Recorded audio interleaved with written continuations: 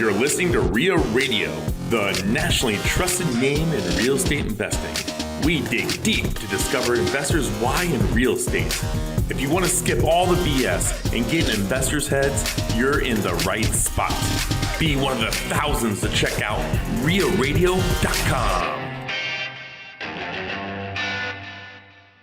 If we didn't do it ourselves, it wasn't going to be as effective and we were going to spend more money. So we could have less people that were more effective if we spent the time on the front end to train them. And that was well worth our investment to train them. I mean, that's the full thing of a virtual assistant, right? Spell it out, be diligent on the front end, be over communicative, make sure it's understood, and then walk away. You're hiring a VA starter pack.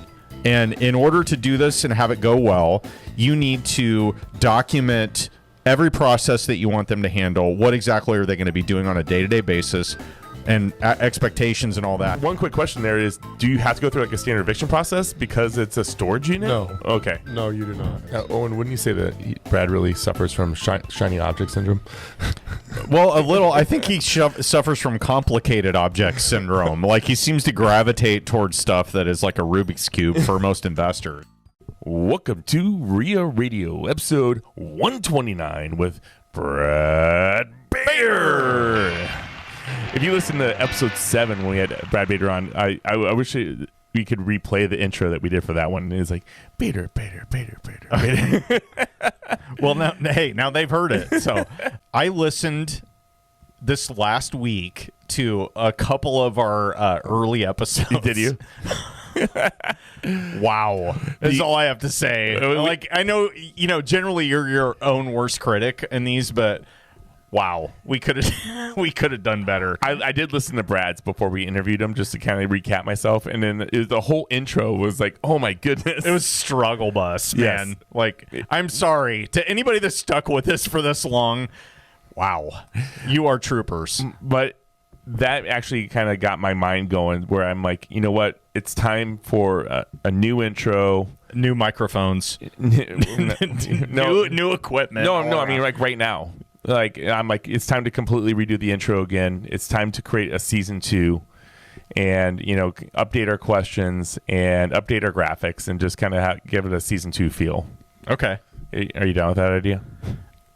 Sure. Yeah, Is this? Are we still recording? Yeah. Isn't this like workshopping off workshopping online off camera? No, on camera, buddy. Okay, it's kind of weird for everyone. You brought it up though. I mean, that's what was going through my head when I was listening to episode 7.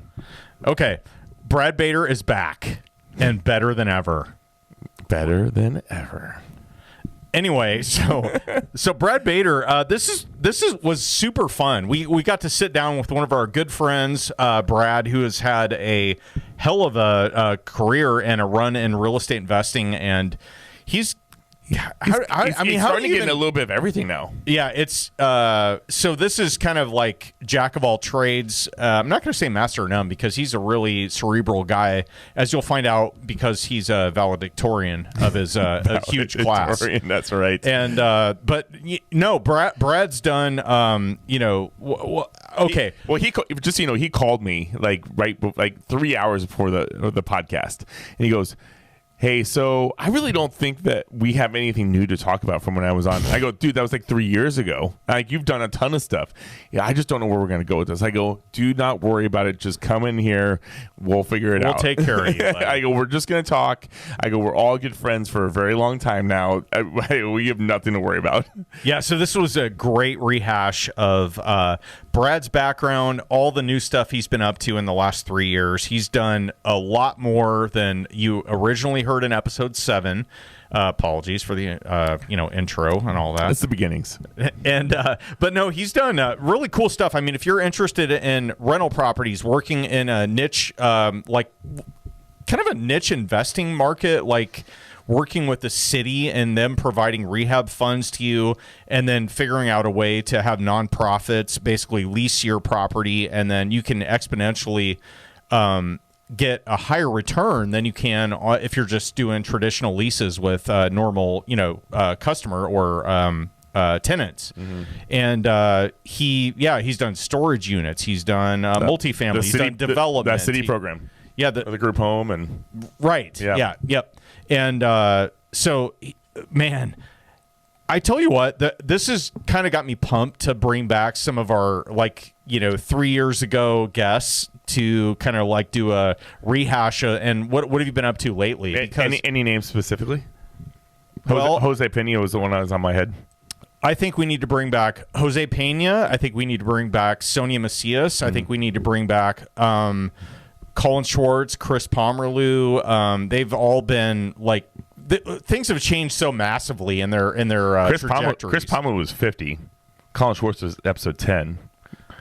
Yeah, I'm trying to think of the numbers. Yeah, Sonia Macias was a great one, and I have no idea what Sonia's been up to since we've interviewed her. No idea. Yeah. But I listened back to a couple of our episodes, and I'm just like, oh my God, these are cringeworthy. But well, ever since we hit 100, we've been talking about revisiting the first 10. Yeah, we're going to be much better. So stay tuned. Thanks for sticking with us. But we have an awesome episode ahead of us with Brad Bader. But I wanted to bring up a golden nugget. And this golden nugget is brought to you by JM Real Estate Capital. Hi, it's Rob, JM Real Estate Capital. We're the money guys that you need to know for all your real estate investments. Talk to us. We can do what your local bank can't or won't do. We don't have millions. We have trillions with a T to lend. 844-we close, or go online at jmrecapital.com. That's jmrecapital.com. JM Real Estate Capital, smart solutions for the real estate investor. Today, I'm going to talk about like your accountability buddy. That's right, my accountability buddy. And you're going to hear more about this in the episode, so I'll just tease a little bit here. But so having a regular check-in with somebody that cares about your progress and your station and your life and work and so forth is, I think it's equivalent to quitting your job, and then you still need to have somebody that like you have. It's weird, man. Like when you leave a corporate or just your 9-to-5 job, and then you go into real estate investing and you have no structure at all. You're responsible for creating everything.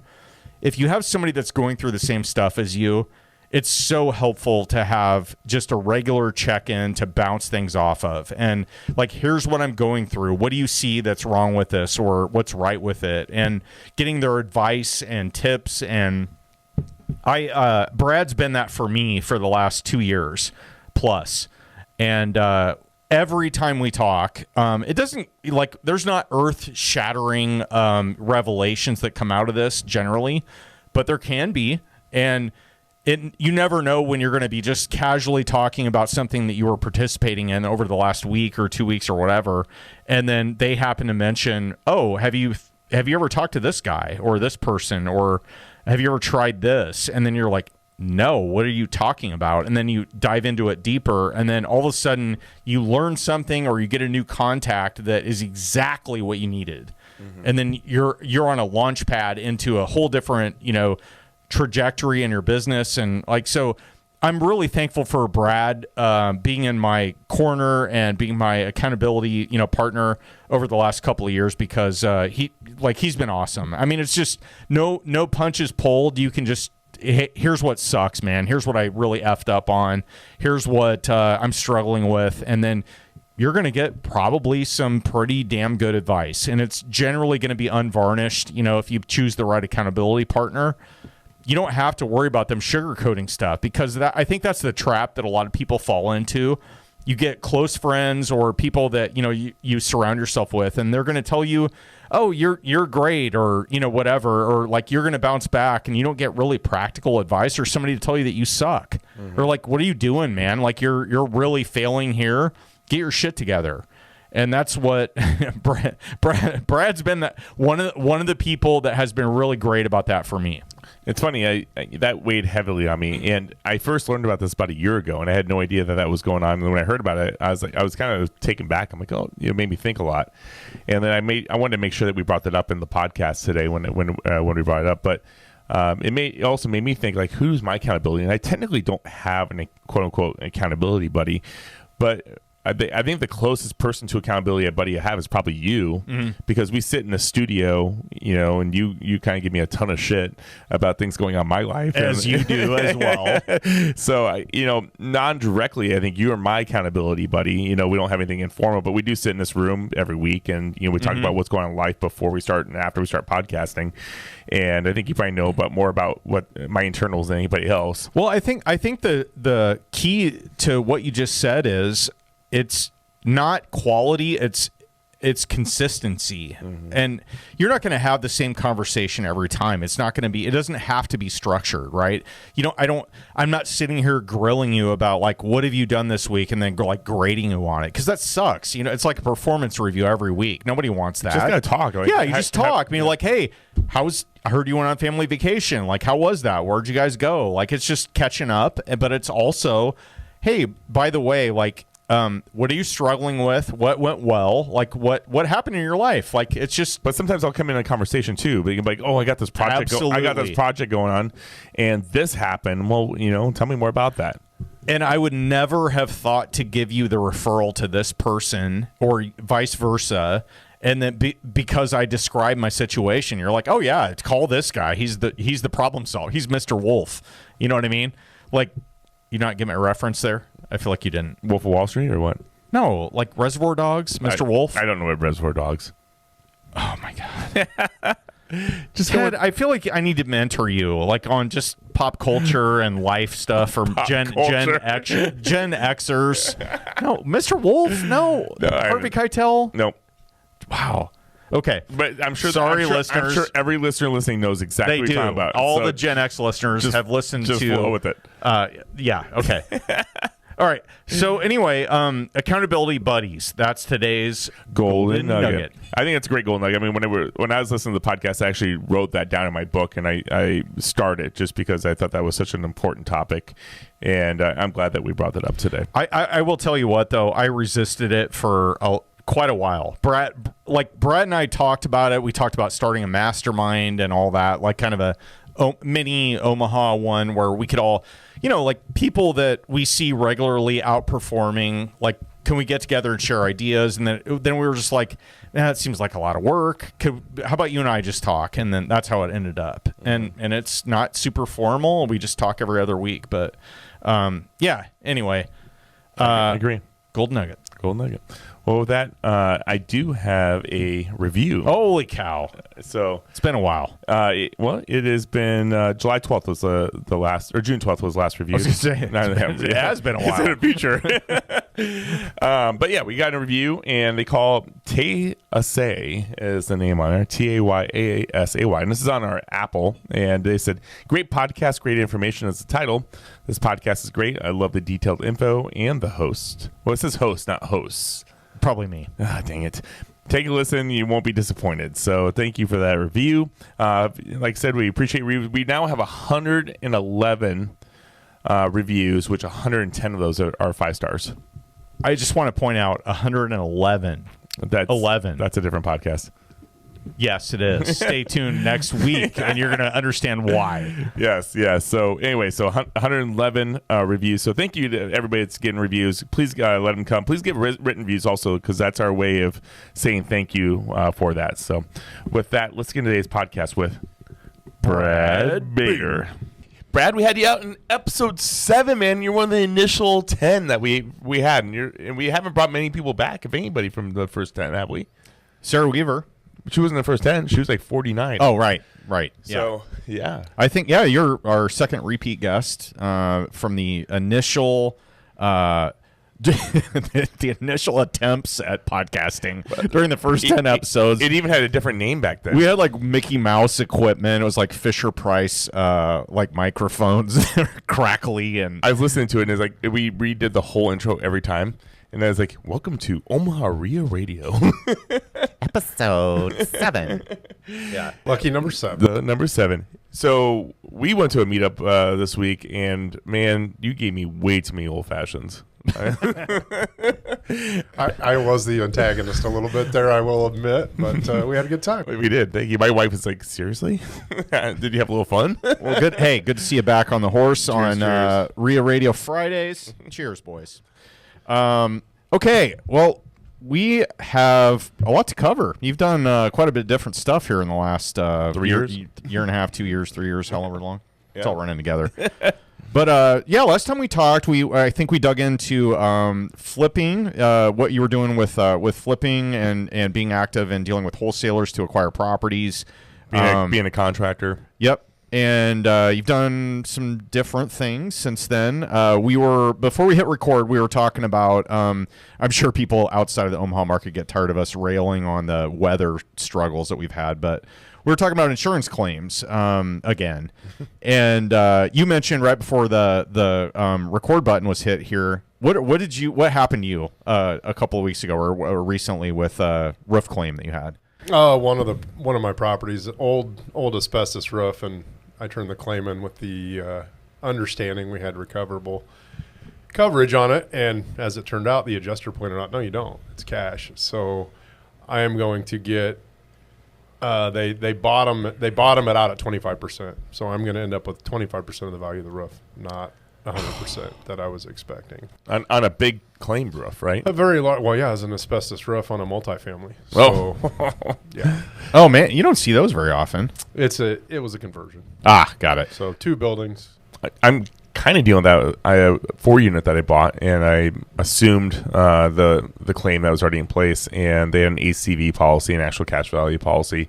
But the seller was like, no, I actually paid for an RCV policy, and my lawyer said to settle all the other stuff we're dealing with before we go down this road.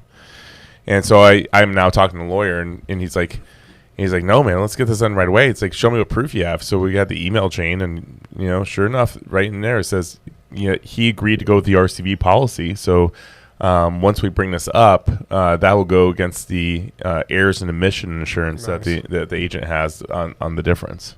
The biggest problem I have with insurance policies in general is they're not written in a way where it's common sense. There should be a very simple summary page of the 5 points we care about. Exactly. Here are the 5 most common things that or mistakes are made. Make sure you look at these things. And here's what they mean. Actual cash value. Yes, your premium is cheaper. If you make a claim, you're screwed compared to what you would be if you get a replacement policy. So having that, and I fall guilty of this too because I've talked about this before, but a lot of times I'm just like, hey, I need this policy. Go ahead and bind it. Do it the same as my other ones, blah, blah, blah, move on. And then I forget about it. And then, sure enough, a hail storm happens or whatever. And you're like, man, I didn't look at that. Yeah. So it's like, you get in a rush with that, and you end up regretting it later. So my very unpopular opinion is that they should just kept the asbestos roofs and siding, because obviously they stand up to everything, and in the end, these insurance companies would probably pay less money, even with the higher cost of taking them down, just because they can withstand the hailstorms and the windstorms a little bit better. Ours was this particular one. It's old. It was brittle. I mean, there's tile shattered all over the roofs from the hail. It was enough hail, but the other side. It was probably old and brittle though. I mean, it was. I mean, you're talking about a roof that was at least 50 years, right? Right. Probably 100. What was it? I don't know. But the building's over 100 years old. But the other side of it too is there's, it's multifamily, so a few of the people are what you'd kind of expect in South Omaha as far as everything is an issue. So I can't leave them in there while we're demoing an asbestos roof, right? And I brought that up, and the adjuster kind of had this dumb look of, well, why not? I'm like, no, like, here's a lady you've seen come out and talk to me 3 times since we've been here for the last 45 minutes. She will complain and all of a sudden have the worst asthma attack you've ever seen if we leave her here. I'm like, they need to be relocated for a couple days while this is done. What? And she goes, well, the only thing we could do is loss of rents. I'm like, loss of rents isn't going to cover hotel rooms for the property. Like so there's gonna be to be determined on conversations, but there'll be a lot of them yet to be had. I went to my apartment building. I was checking it out, and I really originally didn't think that I had any hail damage. And I was looking, I'm like, oh man, somebody broke out some of my windows. And then I got looking closer, and oh nope, there's chunks of siding. I'm like, you know what? This siding on here is not even 7 months old yet, and I've re-sided and re-roofed it and guttered it 3 times in the last 4 years. But I have a 2% deductible because it's all Airbnbs. That's tough. So my deductible is like $10,000 or $12,000 on this property, and I'm like I don't think it's. I don't actually think it's worth it. To be determined, but I got samples last night in the mail from a company out of Canada that does all rubber. It's like recycled tires is the majority of the product, but it looks like a pretty standard shingle. It can, so they have a shake look and a slate look to it. Cost is relatively the same. It's pretty blank colors. It's gray, brown, and black.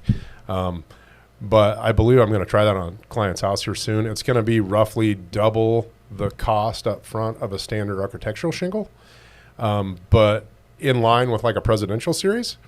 But yeah, you can get a 20-year guaranteed 100% coverage warranty out of it. So that's material and labor, and you get an additional 30 years on the material. So it's a 50-year warranty. 20 is 100%, and then the remaining 30 years covers material from hail. They have one exclusion in there of certain size hail. Like if it gets too big, they're like, yeah, it's going to go through anything. But I'm curious to see how that'll work out. So I don't remember if this is exactly what it was called, but you ever heard of a stone metal roof? Like Da Vinci type. Something like that. I sold a house recently, and I looked at the roof, and I'm like, that is and it was just your basic now $200,000 house, and I'm looking at it, I'm like, that is the thickest roof I've ever seen in my life. And I mean, like, I'm talking like 3/4 of an inch thick, and I'm like, what is that? So nobody knew. We had to hire a roofer to get on there because the insurance company wanted some information about the roof, and the roofer's like, I've never seen this, but what it is, it's a metal roof, and then it's actually crushed stone that's used rubber to surround the metal. And he goes, these roofs are lifetime roofs, but they do full warranty guarantees for 50 years. God, can you imagine the weight of those things? I mean, it's huge, and he goes, it's about 3 to 4 times more money to do that roof versus your traditional roof. So he's like, he probably spent over $30,000+ to install that roof. Yeah, at some point, the solving that problem is going to be big, and I think products we're talking about now have that. But when you're talking about 2% deductibles on roofs, at some point the insurance companies are forcing the people to self-insure our roofs, and that's what needs to happen. By all regards, insurance companies shouldn't cover roofs. I mean, that's why our premiums are so high, especially here. It's just the way it is. Like, we need to have better products to combat freaking premiums being through the roof. I mean, well, this particular roof, the crazy part is the insurance guy got in there. He's like, yeah, I think this is about 12 years old. Well, because of the age of the roof, the insurance company declined that they would insure their property. What? And 12 years old? Yeah. Okay. But he goes, it's a permanent, like, he goes, this roof is, nothing's going to happen to this roof. It was a 50-year roof that they wouldn't cover 12 years old. Yeah. Yeah. So getting back to your statement, though, about insurance companies basically kind of forcing the issue with deductibles, basically increasing to a point where it's putting most of the burden on the policyholder. And, similar to how flood insurance is now, well, not similar to it, but I could see this going that direction where you would have a standard insurance policy, so State Farm, Farmers, whatever, where it covers your structure and fire and your normal other things that happen other than floods and roof damage or storm damage. I could see them having basically either a government sponsored, like FEMA has a flood insurance product that they force on you if you have a loan on the property. I could see that happening with potentially hail or storm damage as well. So you're covered except for your roof, and then you have to get a separate policy for that, and you might be forced to do it if you have a mortgage. But something's got to give. That'd be terrible if they, if they turned it into a government product. That'd be a nightmare. Horrible. Yeah, but no, come on. Our government's so efficient at running things. The flood side doesn't cover anything but structural damage anyway, so it doesn't help. Yeah, I don't know, but it's getting to a point where, I mean, with seemingly, natural disasters happening, like literally nowhere safe. Wildfires, hurricanes, floods, tornadoes, hail, twisters, or I guess that's a tornado. But you get the point. I mean, it's like it seems like they're increasing in frequency. So insurance companies are going to find a way to remain profitable, and that's the only way to do it. Yeah, they just keep shed the costs. Yeah, I'm shudder to think where we're going to be at this point with all this. I mean, the amount of rain and storms here, it is weird. It's annual rainfall has been exceeded. We're mid-June, late June, I guess, but still, like, that's crazy. Yeah, so snapshot in time, we're at 35 feet for the Missouri River, I believe, is the crest or the projected for it, and we just keep getting rain and keep getting rain up north. And Sioux City, Iowa, is in really bad shape right now. A lot of people are homeless because of the floods. It's not a lot of fun. Well, should we switch gears to something more less depressing here and talk about what are some things that you've done here in the last couple of years since we've had you on the mic? One of the biggest things that we've had going, and it's been something in process for years, but our virtual assistant company, that's definitely one of the keys, and we hadn't really been ready to open the doors to everybody until very recently here, the last few months. So some closer people to primarily myself and the rest of the ownership team there, like you guys, we've started helping out and providing through conversations. Hey, what do you got going? And that came out of a necessity for what we were doing with direct marketing to sellers from our flip business. But that morphed into the virtual assistant company, and we've known for a couple of years that was the path we were headed. And we feel like now here, just over the last few months, we've gotten that stabilized, and yeah, we're open for business and looking to help as many people as we can. And we're out trying to educate along the way as well on just what virtual assistants are.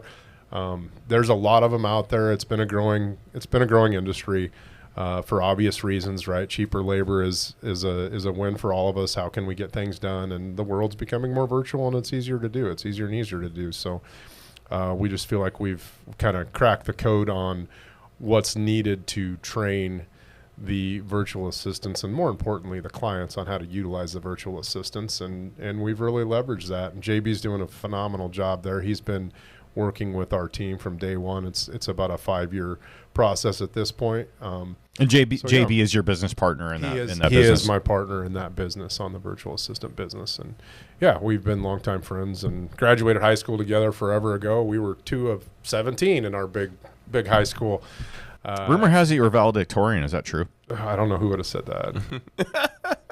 little birdie told me. I just like to say that, it's easy to be the least dumb person in the room, I guess, when you're in a class of 17. But no, I would have a chance there even. Loved the high school. I fell into a fortunate time frame in class and all of that. There was some people on either side of us that were pretty damn smart. It just happened to work for me to say, yeah, I'm valedictorian. Woohoo! Doesn't mean diddly, but it was kind of fun. It's kind of fun to say that. So I know the salutatorian has made some comments in bars multiple times. Oh, little snide remarks over the years. You're talking to number 1 and 2 in our class. He's a smart ass. But okay. So the VA business, what was the origin story there? Did you guys need one and you found one and they were good and you were like, there's something here? Like what was the origin story? I'll try and give you the long version quickly, but when I started out on the flip side of things, the flipping business, I started, like anybody else, I'd listen to podcasts.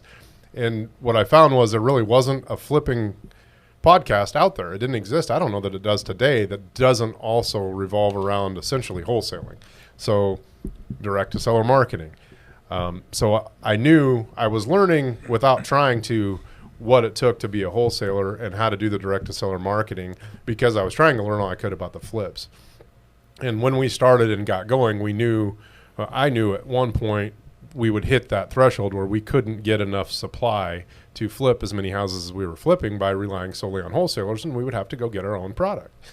When we decided to make that go, we had a known, I guess if you will, salesperson, an acquisition specialist that's been around in the market, and he was hunting to get away from his current position. And he came to us and said, hey, I've heard that you guys were thinking about doing this at some point in time.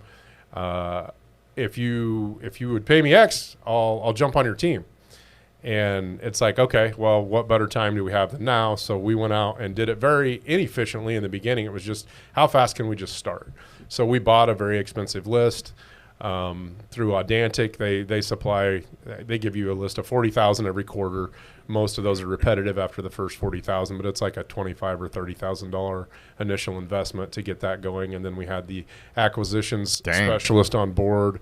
And in order to service 40,000 leads out of the gate with starting at zero, we knew we needed some help making calls. And so we wanted to get leads immediate. And as you know, sending postcards isn't an immediate lead source, right? There's not a lot of super fast return on that. So we jumped in with cold calling and texting as our primary source.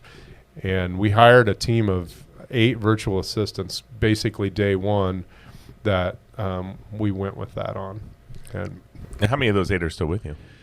I would have to ask JB on the exact number, but there are a couple that are definitely been here since day one, especially the owner, not the owner, but the manager of the virtual assistants that kind of came with. So we had enough of them. We needed somebody in charge of them over there to handle things, correspondence, and communication with us and the company she worked for at the time. It didn't take a whole long time for them to determine we were better employers than the company that they were working for that we were paying. There was some kind of shady shit going on there, and they were happy to. They asked us again. They came to us going, "Hey, if we came over and worked directly for you, would that be something you'd consider?" So that's a 4 or 5 year ago thing. We did that, and then we started hiring internally from then on. 2 questions. One is, how did you find them and know that they were the right fit, or did you? And then the second one is, why 8? Like, how did you're getting ready to do this, and you're like, okay, how many do we need? I mean, weren't you hoping for like a couple, and they could handle most of everything? Absolutely valid scenario. So I'll leave out the name of the local person that got us in touch with this. Okay. That ended up being a little shady too. Okay. There was some kickback on that, but we reverse engineered the math to some extent. Okay, how many calls can one person make? And understanding the broad strokes, like I had mentioned, on what needed to happen versus in the weeds of exactly how that happens. So getting with your multi-line dialers and all those things and how to build all that up and skip trace and dedupe your lists and all those things we knew needed done. We hadn't did it. So we were kind of learning as we went. But the simple thing was we reverse engineered how many calls a caller could make with a reasonable dialer without pissing off the people you're calling by hanging up on them 4 times before they're the ones that actually answer the call.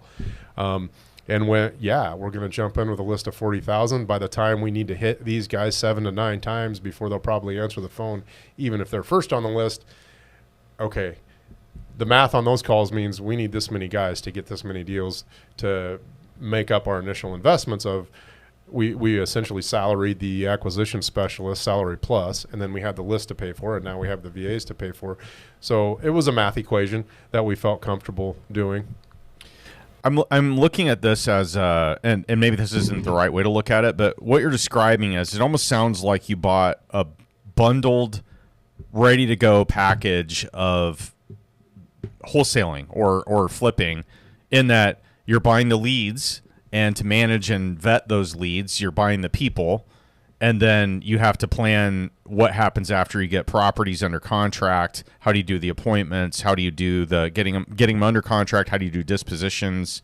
All that, right? Is that kind of the gist of this? So you're lining up your whole next couple of years in one fell swoop by buying the list, the lead source, the people that are going to manage it, and moving it all the way to the finish line. Yeah. Is that fair? You're very, very close there. I mean, I think most people would try and do some on their own and make some calling on their own. And not too many people go the route we did, but we were in a position, like I said, we were fortunate to have the opportunity with the acquisition specialist and knowing we needed to feed that machine immediately because of what we were agreeing to for him. It's like, we need leads now. We need a lot of them, and we'll build the parachute on the way down. A little bit. It wasn't to that extreme, but you're right. The recipe was there to build the cake, and so we put it all together. But we didn't have a specific I didn't go straight to, a Brad Chandler or any of these guys. We didn't have a direct person going, here's what you do, here's how you do it. It was more of a culmination of all the stuff that we've been paying attention to for years anyway. Okay, so the plan was laid out. You had the chess pieces on the board. What happened with the game? So if you post-mortem this, did you make a good decision doing those things, or was it maybe you would have tweaked or done some things completely differently? I think we could have cut some of those initial costs, but we didn't know, right? Until you're in it, you can learn and have all the knowledge in the world, but until you're in it, it's hard to know all the specific details and get it perfect. Imperfect action is better than perfect inaction, right? So we got in, we learned along the way. We started thinning things out that were appropriate to thin out, and keeping fat on other things. Does that mean you let a couple of VAs go because they were not necessary anymore? Or? We continued to level up. So the ones that weren't the higher quality, we hadn't hired. Kind of back to the VA a little bit. This fits in here too on the discussion in general, but we did pay an exorbitant amount of money for some hires along the way. Like, hey, I don't think our speaking VAs are as good as they could be. Let's hire one that's pre-trained and ready to go. So we spent, I think the most we ever spent on one was like a $7,000 startup fee on a trained sales VA. That had good English. Yeah, and it had been through this funnel of sales and had the training and knew how to use the CRM. We ended up at Podio, and these were trained people with Podio and things along those lines. And it was all sales, right? We were sold on a VA for sales that wasn't that good, and so we had to retrain the VA on how to do what was needed to be an effective salesperson. And the amount of times we did that, I don't know, but it was enough to be frustrated with any provided VA that we had at the time. And so we learned that if we didn't do it ourselves, it wasn't going to be as effective and we were going to spend more money. So we could have less people that were more effective if we spent the time on the front end to train them. And that was well worth our investment to train them. And the longer we exceeded at that, the better off we were. And that's when we kind of went, hey, this is going to be an actual company. Well, I think that's important to say because I've had 2 VAs prior to the one I have now. And if I look at both of those VAs that I worked with, the biggest failure that I personally had was me taking the time to teach them, I thought I was too busy. And so it was difficult for me to sit down and go over my processes and my expectations. So all the failures that I had with my first two VAs really fell on my shoulders. Yeah, the reality of people understanding how to manage someone in general, a lot of people don't have that. And our focus is for smaller businesses, and most don't. Most have had an employee or two, or their brother-in-law, Jerry down the road mows for them, and they can make him demo it doesn't matter what the scenario is. In general, most people need a little nudge on how to perfect a process because even if they've perfected it, they haven't written it down. And nobody's a mind reader, so you can't go, I do this, and this, and here you go. Like, you need to actually put that on paper, have a discussion, spend the 2 hours on the front end to walk through something simple to never have to worry about it again. But if you don't spend the 2 hours on the front end, you're going to spend a half hour every week the rest of your life doing it. That's kind of the that's the full thing of a virtual assistant, right? Spell it out, be diligent on the front end, be over communicative, make sure it's understood, and then walk away. Well, so full disclosure, I'm using 2 VAs from Timber Creek virtual right now, and luckily John that I work with, he was intelligent enough and he was a go-getter to actually pick up for my failures, because even after the first 2 times I still didn't learn my lesson. I still thought I was too busy. And after doing it for 3-4 months, he was catching on to I was like, here's a task, now we're almost a year in, and he can just go and knows what he needs to do.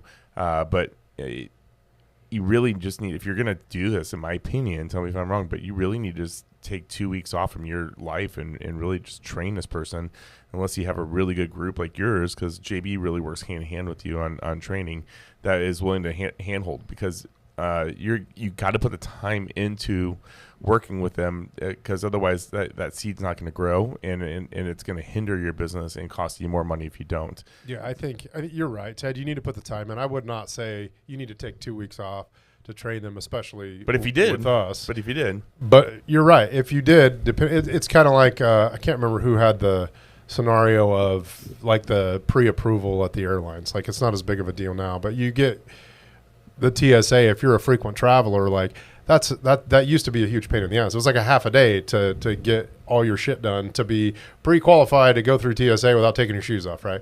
Well, you cut the line. It takes your time. So who's going to spend 4 hours to save 10 minutes?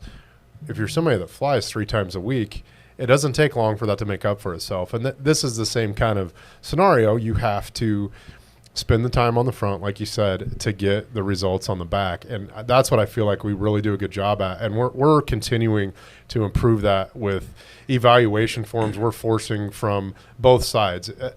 It's all communication, right? But the virtual assistant, we're having evaluate their client, and the client, we're having evaluate the virtual assistant. And we want to continue that communication, because what can happen with anybody, but especially virtual assistants, is people get complacent over a little itch.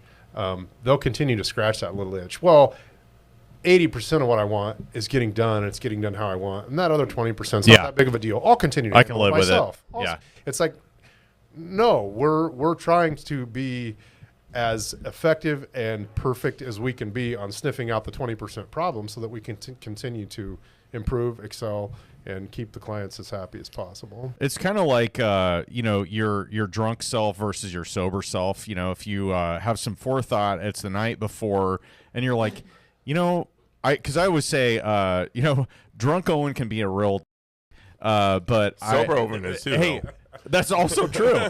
But I said, be nice to your future self, and if you, the night before, lay out some Advil, Gatorade, Get the water, get the workout shoes. Yeah, exactly. Like, you got it all laid out. I mean, it's nice waking up and finding out that like all that stuff is already done for you, and all you got to do is just go.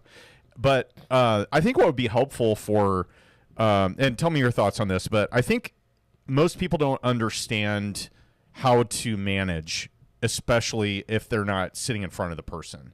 So it's like, and what you guys are talking about, I have experienced as well, because I would describe myself as a pretty good director, not a really good manager, because the day-to-day, I'm like, oh, you know what I want, handle it. Like, I'll give you direction, but I really just drives me crazy to sit and walk through minutia. But I think if someone knows, and they said, okay, like, you're hiring a VA starter pack, and in order to do this and have it go well, you need to document every process that you want them to handle. What exactly are they going to be doing on a day-to-day basis, and expectations and all that. And if you had like an instruction book that says, look, you need to get this stuff together before we can even start to help you engage with somebody that's going to support your business. Yeah, and that's where you need to get to, right? But Yeah. that's where, and I'm not trying to be an advertisement here for virtual assistants. No, yeah. This is a topic we wanted to dig into. Yeah. Educate, right? Educate. So we would prefer you come with a list of things you want done.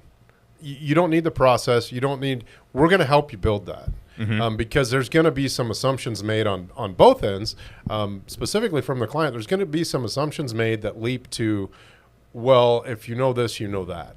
And sometimes you go further than you need to on some really simple things, and you leave out some really important things. But at the end of the day, if you can go to your 10-year-old and say, here's step 1 through 6 on what you got to do to mow the yard or whatever, like, can they read that and understand it? Or will they have 74 follow-up questions?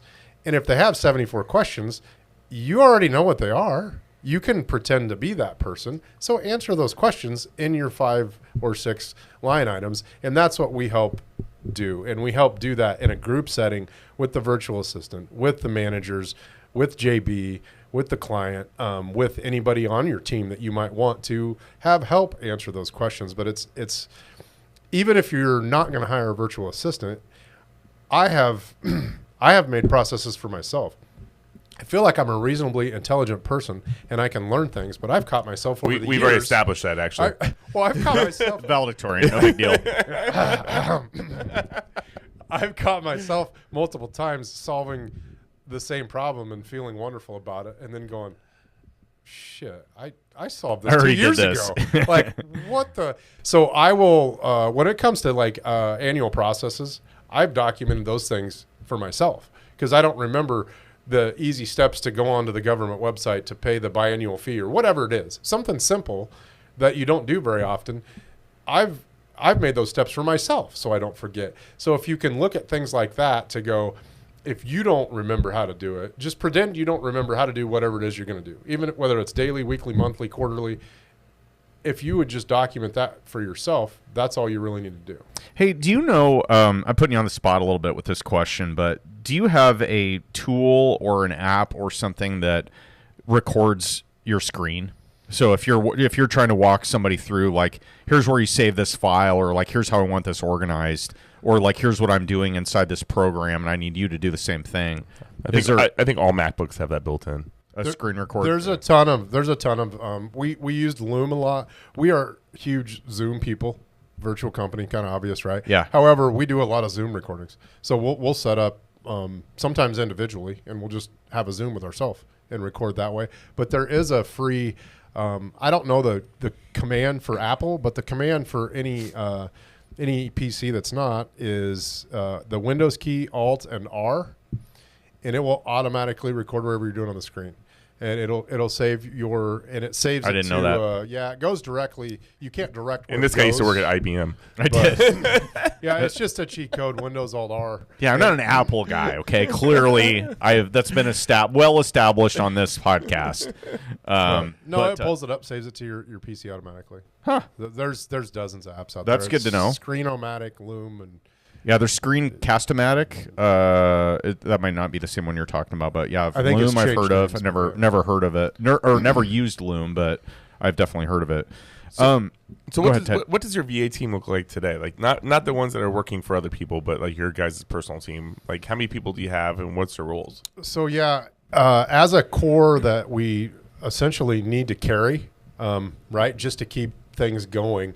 So we have, I would say 6 or 8 that we have internally that have nothing to do directly with our clients and them making money. So they are overseeing the people working with, and they will be working directly with the clients, but we're not billing and necessarily making an income from them, if that makes sense. Like they're necessary to keep everything going. Mm-hmm. So they're in front of things. So what kind of daily tasks do your guys have right now? Like we have our own for about everything. So our marketing team, what content we put out and oversee and manage. Our bookkeeping side is big, like the amount of CF that I have going with companies and keeping track of things. So her understanding our stuff, I feel like, is a really good thing because that's complex enough that it encompasses most anybody's business's crap. Like outside of being a specific corporation of some sort or something at that level, LLC stuff all the way down, we got that covered. And she's here all the time. We have 2 managing virtual assistants, one that oversees a little bit of everything. She oversees some of the pay structure and the monetary conversions and things like that. And then I have a personal virtual assistant that stays with me on everything. Anything I do, he's involved in one way or another. So if I need something, most of my day is spent, hey, do this, send this on a call. Like I'll just call him and say, hey, I need this done. I still spend a fair amount of time traveling to and from here and there, A to B. So I'm on the phone going, hey, write this down, take the notes for this, send this email. So if you've gotten an email from me in the last 2 years, it's probably not from me. I've had help doing it. So, I mean, if you're listening, so you should really kind of think about, your own business and how you could use a VA, because a lot of people don't realize everything that they can do. And then sometimes when you get a VA and they're like, oh, by the way, I did this for another company. And I'll give you a great example is, so John, I mentioned before, he like literally takes all the phone calls for our local REIA group. He handles all of our marketing on social medias now. I mean, he's handling my memberships. He's selling sponsorships, and then besides he's also I was going down my alleyway at a property, and I'm like, man, it's really overgrown. Hey, John, can you call the city up and tell them that people need to trim this up? Yeah. And then I was talking to him. He's like, oh, so you're doing some Airbnbs? I'm like, yeah. And he's like, I actually worked for a company that had 4,000 Airbnbs in Texas, and I can actually manage that platform for you if you want to go down that road. And then it's like, I had a manual for a website that I had built, and he looked at the manual, and he figured out the website I had, and now he's running that website. I mean, these are the things they can do. And then we hired another VA that actually does nothing but editing this podcast. So, this podcast is edited by Timber Creek Virtual now. And so, I mean, there's a role for everything that you could possibly need in your life. And a lot of times you can get it done a lot cheaper than other ones. And then your VA will grow with you. Like, my VA's never done video shorts, and all of a sudden he's doing video shorts for us for our Instagram. That's one of the things when you asked about, who's the core and who do you have with everybody.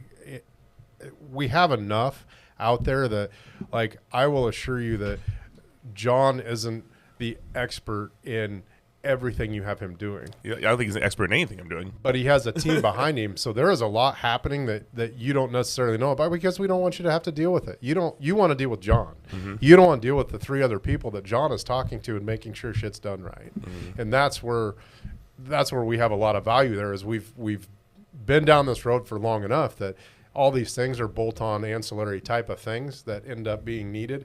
And if there's an issue or kind of a knowledge base of, well, my client asked me to do this. Well, they bring it to the team as a whole. And we get to the specialist on the team that can say, I think you need to talk it through this way. You need to do this, this, and this, or what they're asking for just doesn't make a lot of sense. Maybe you got to revisit that conversation. But there's enough people involved in the company now that, yeah, we're not missing anything. It's so funny to me, just looking at this from a big picture, because you've owned and run a construction company, rental properties, and within the real estate sphere, you've got those two things. You've flipped houses. Have you done wholesaling? Was that, or is that more you bought from wholesalers? I think technically we did one official wholesale. Okay. We did a few, like, so accidental wholesaling. I'll scratch your back, you scratch got mine it with people. And then so eventually, kind of when you get comfortable in a vertical like real estate, for example, you get opportunities for ancillary businesses that are in and around real estate and touch real estate but aren't really real estate. Like, you're running a consulting company now with this. Yeah. That's what it is. It's not a real estate business. Yeah. It's a consulting arm of it, and staffing company is essentially what you got. Yeah, it is, and it's fun to look into other people's businesses and see how to help. And it's easier to look into somebody else's than it is your own, right? True. It's a lot harder to look at your. But when exactly. Usually when somebody comes to us and says, "Hey, I would like a virtual assistant to answer the phone here and there and do this," and it's like, okay, what are they going to say? What's the script look like? Well, I mean, I just answer the phone, So you start talking through that, and an hour later, you're like, you don't need somebody answering the phone. You need this, and this. Oh, and so this, the discovery. Oh, yeah. Yeah, the discovery calls are probably going to be very telling on what actually they need. Absolutely. When they think they may need A and they actually need B, C, and D. Yeah. And they don't realize it. It's fun to do. Yeah, that's interesting. Yeah, you get to create it as you go with the client. It's fun. There's a lot of kind of aha moments, if you will, with the clients on when we're talking. It's funny you say that, though, about it's kind of like you can make fun of your own kid, but not somebody else's type thing. And yeah, honestly, people get blinders on about their own business too. So to have someone come in and look at it is it's very personal, and it's very like.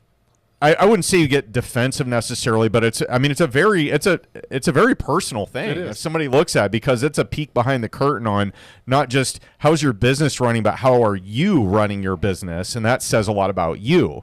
And if there are shortcomings in areas that you appear to be dialed in on, but you're not, it's very it's pulling back the curtain. You're like, okay, here's me naked. It's like finding a new doctor. Yeah. But gosh, I'd hate to see what you guys think about me now. but it's I think if you have the wherewithal to do that, I also think, honestly, and I've never really done this myself with other people, but I think it'd be kind of a cool idea. I'm sure this has probably been done, but if you get like a quarterly board of advisors or close trusted business, counterparts or associates to do basically like a business review, like take a half day or whatever and just say, hey, here's what's going on in my business.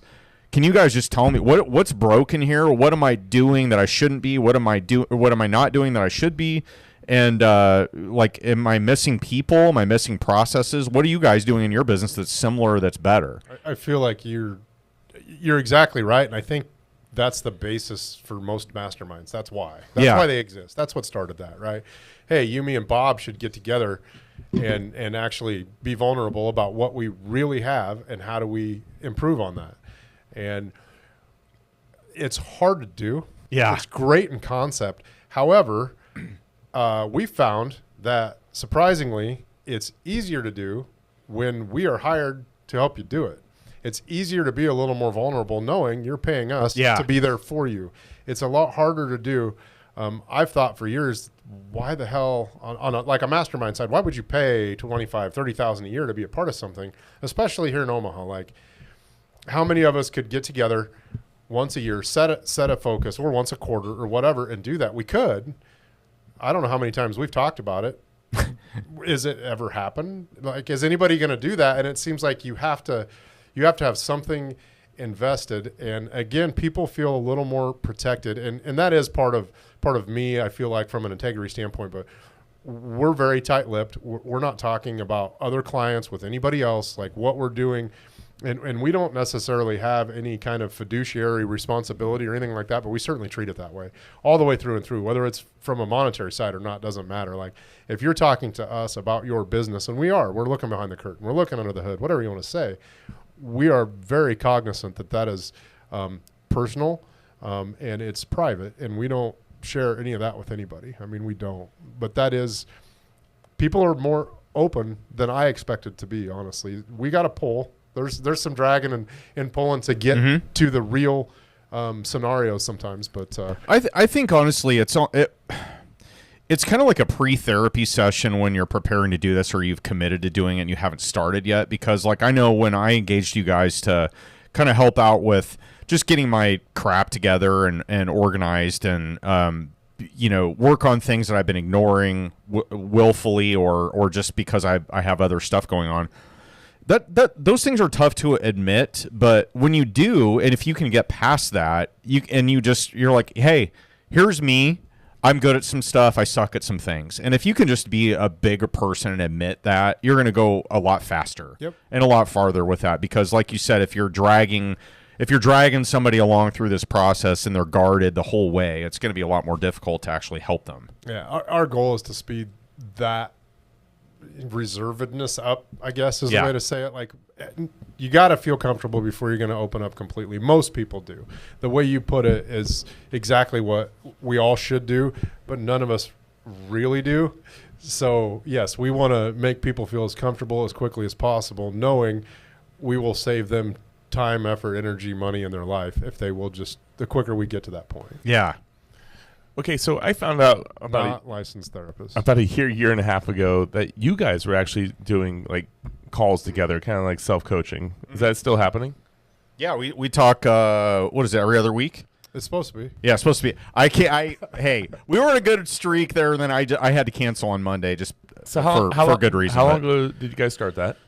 A couple years, probably. Yeah. And what started that?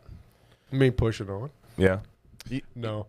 I mean, more just like we would talk. We would have really good meetups. conversations. Yeah. I mean, besides the friendship, was there? I mean, I'm bringing this up because maybe there's somebody listening to this that has a partner that they could have that type of relationship with. I think everybody should. I think that'd be a great thing if you can find somebody you can confide in on everything you have going.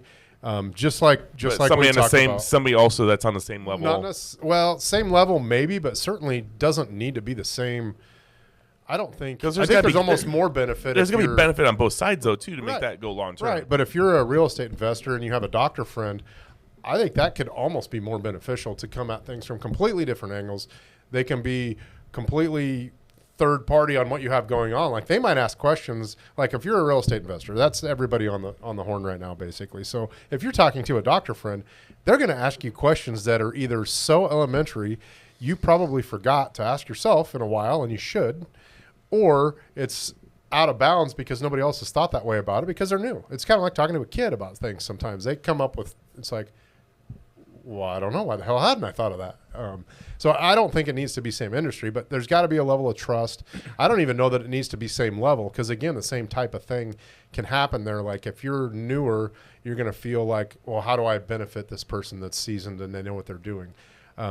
Again, not everybody needs a review of the basics, but most of us do to some extent. Maybe somebody you just mutually respect. Yeah. That way, something like this can go long term. Yeah, and you get to somewhere like where like Owen's level, like he enjoys the coaching and the teaching side to some extent. Like if you're younger looking up to somebody older, are they at a point or more seasoned, I should say, not necessarily younger or older, but more seasoned in what they do?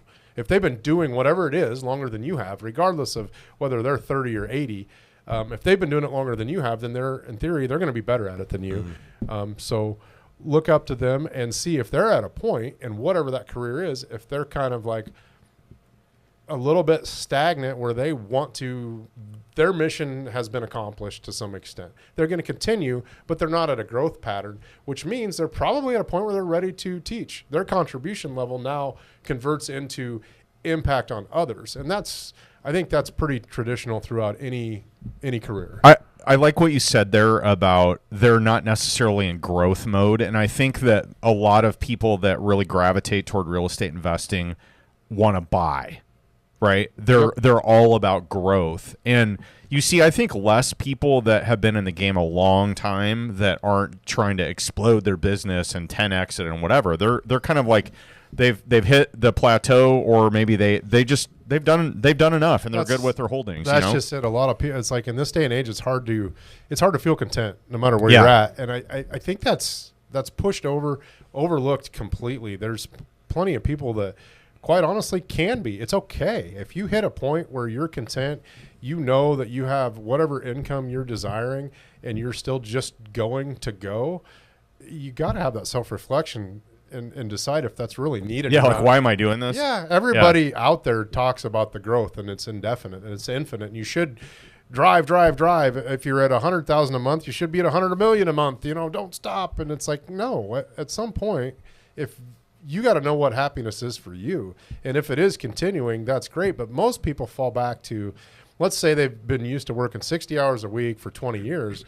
They have what they need and they don't know how to stop that. At some point, from my viewpoint of that, is most will be able to cut down to 30 or 40 hours a week by teaching someone else to do exactly what they already did, because they're probably going to be more fulfilled doing it. Absolutely. They're going to be able to look 20 years from that point. They're not going to look at an exponential growth and be as happy as they will to look at the 25 people they helped get where they got. It's going to have more of an impact on them. So I guess the message here is don't forget about the dinosaurs, because they're they're out there. But it's true though, because like all of the FOMO that happens, which is basically what you're describing, and people want to buy deals and analyze deals and all this, and you like people that have been doing it for years and that aren't acquiring, they're just operating. Those are the ones that don't really get much pub, So I think, and I don't know why that is. I guess it's not as sexy if you're just maintaining your portfolio and doing the stuff you like to do, whereas opposed to the grind is, So it's kind of like those people go by the wayside, and the people that are grinding are the ones that get the emphasis. But well, I don't know where I'm, I want to dig a little bit more into this. So I mean, you guys do a biweekly call. And because I'm really interested in this, are you guys just talking about life, or are you guys talking about business? Do you guys are like, hey, we really want to focus on growing ourselves in this meeting? Like, what kind of discussions are you guys having? I would say it's a mix of both. It's personal and business, probably more business than personal. But we talk about like what is going on, like kind of like just so we can keep abreast of like, hey, this is going on in Brad's life. I kind of know this is what the trajectory he's on, or the interest that he's chasing now. And, we'll share, funny stories, struggles, what are things we need in our business. And we always typically end up at some point mentioning something that one of us gets something out of, where it's like, whether it's a contact person where we'll just be talking and passing, or like, yeah, I was doing this deal and, I needed this guy that did, sump pumps or retaining walls or like whatever, some type of specialty thing. And I'd be like, oh my God, I totally needed that. Like, do you have that contact? Or referring, one another to another contractor or somebody that can help out.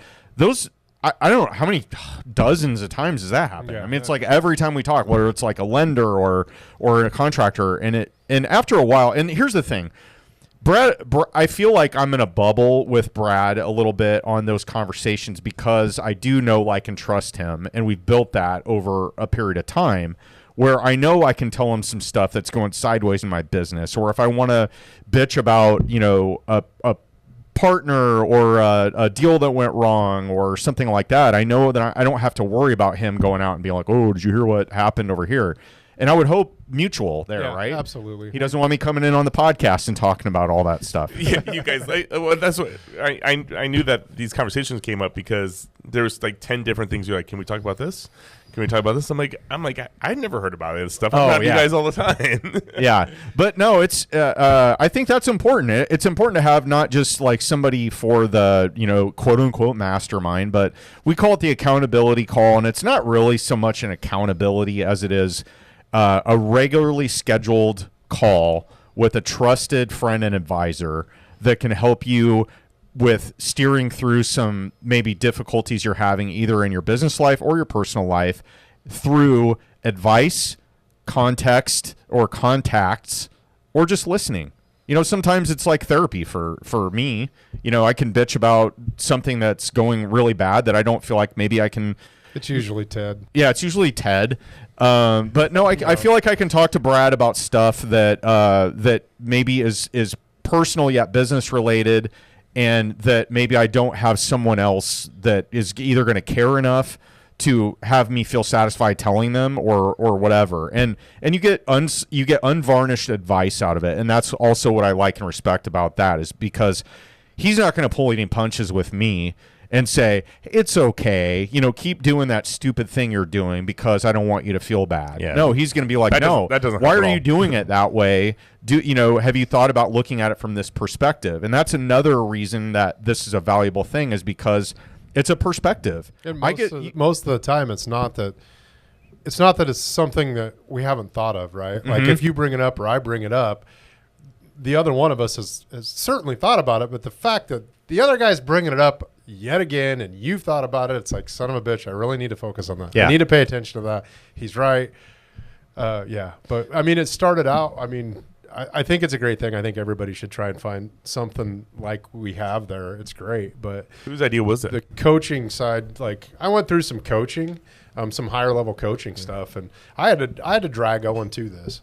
It was a year's worth of, hey, we should do that. Hey, we should get on a call. Hey, we should get on a call. I got tired of him pestering me. I did. I pestered him into it. But no, I look forward to our calls, like you said, as much as anything.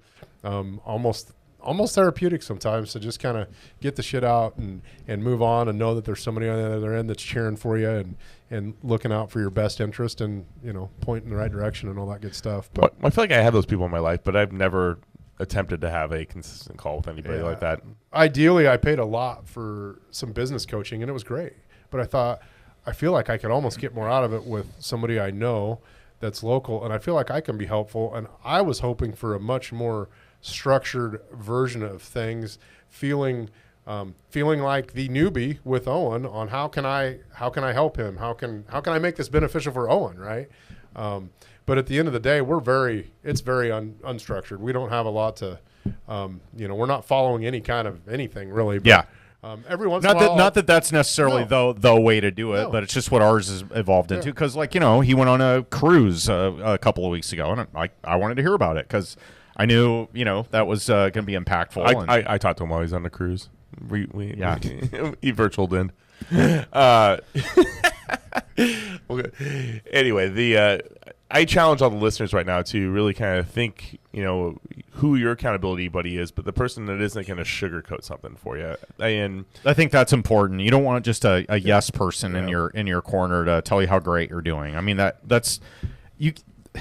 if you surround yourself with enough people, at some point there is going to be somebody that's newer than you, and they're probably going to look up to you, and they're probably going to like agree with everything you're saying. Yeah. Not that there's anything wrong with that. Everybody has their place, right? And their learning curve, but yeah, I think you need unvarnished truth, and you may be like, "That's stupid. Why are you doing it that way?" Or just offer you a different perspective, and that can help a lot. So find that person that you mutually respect, and that person that isn't going to sugarcoat it and lie to you, and that person that that you probably have an established relationship with for a period of time, so that that this relationship, like you guys have in this situation, can blossom and grow, and not just be a 3 or 6 month call that you do. And I think that's what happens with most people that might try this, is it would fall off.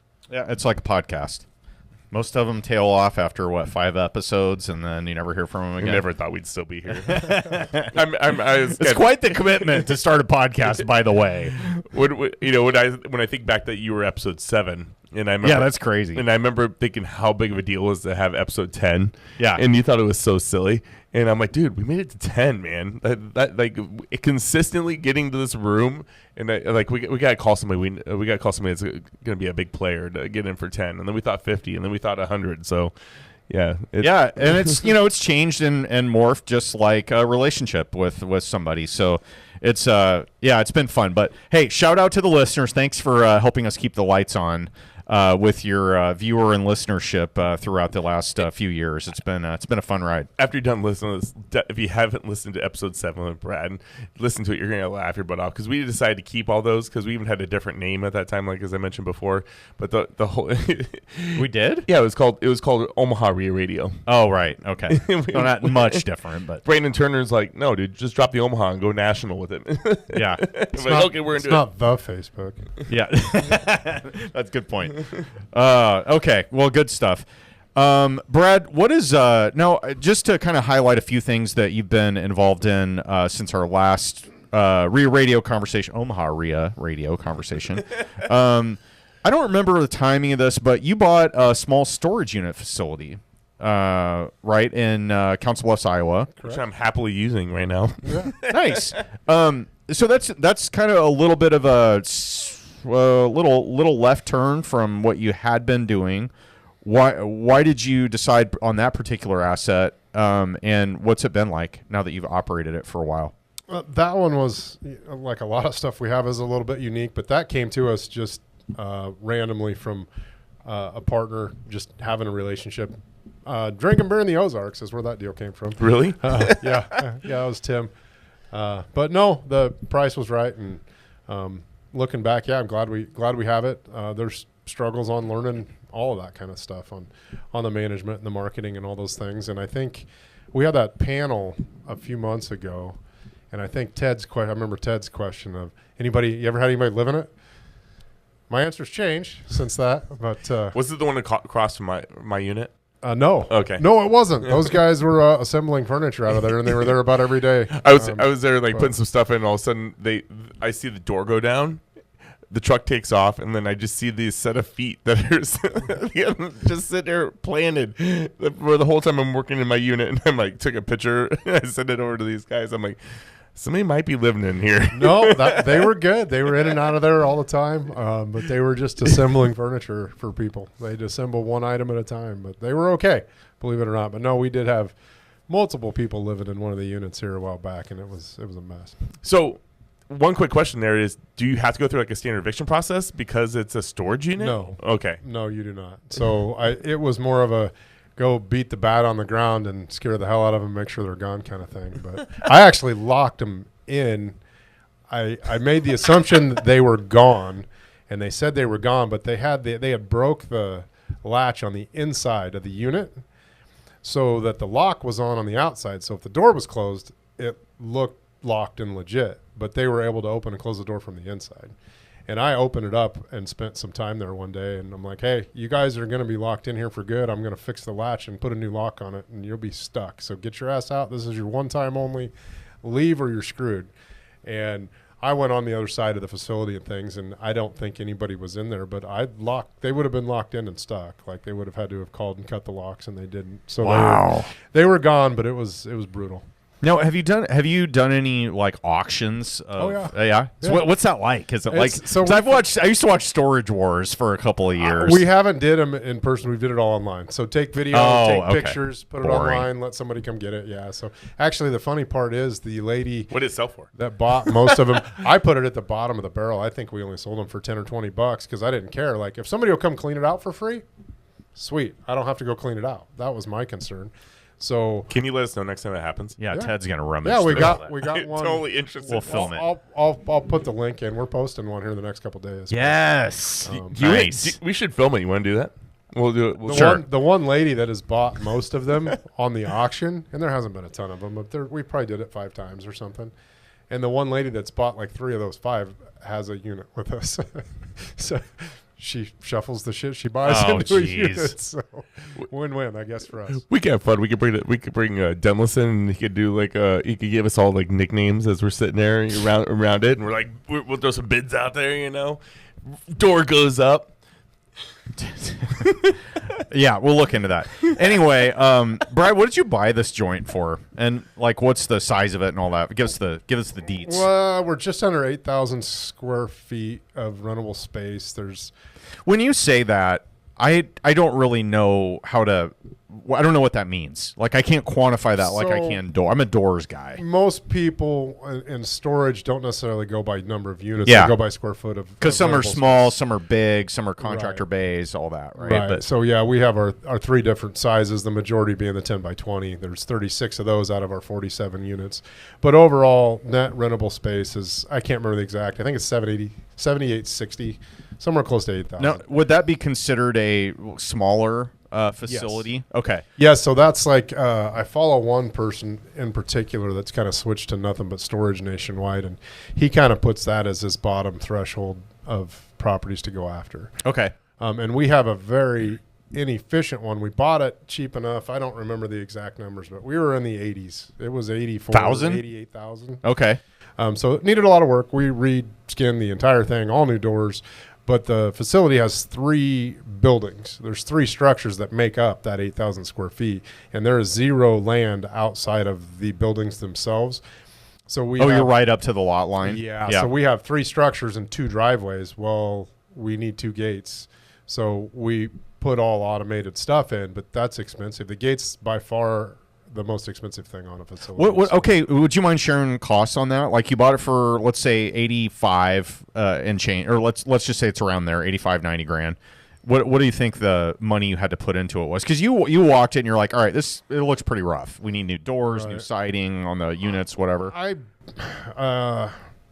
I'm guessing we landed around 115 on the rehab total. 115. Yeah. Okay, And so you're all in for, let's call it 200 grand ish. Yeah. Okay. That's what I did, is went back from the 200 roughly we're in. No, so about $50K a door.